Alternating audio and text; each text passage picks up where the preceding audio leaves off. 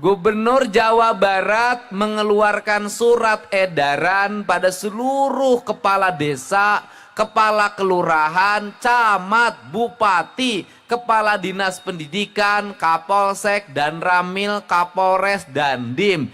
Intinya apa? Anak-anak kita yang masih sekolah, kalau harinya hari belajar, bukan malam libur, harus jam 9 ada di rumah. Setuju nggak? Benar.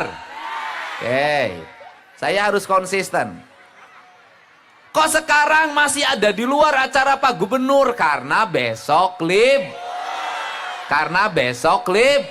Kalau malam libur boleh, tapi menurut saya tidak boleh lebih dari jam 12 kalau malam Oke. Untuk itu, yang berikutnya saya akan mengajak pada para kepala daerah, bupati dan wali kota, hari belajarnya sampai hari Jumat, Sabtu libur.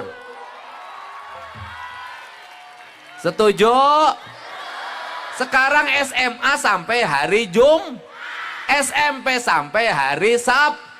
Harusnya menurut saya di Jawa Barat diseragamkan semua proses belajar mengajar sampai hari Jumat. Mudah-mudahan para bupatinya dan wali kota sama dengan Gubernur Jawa Barat.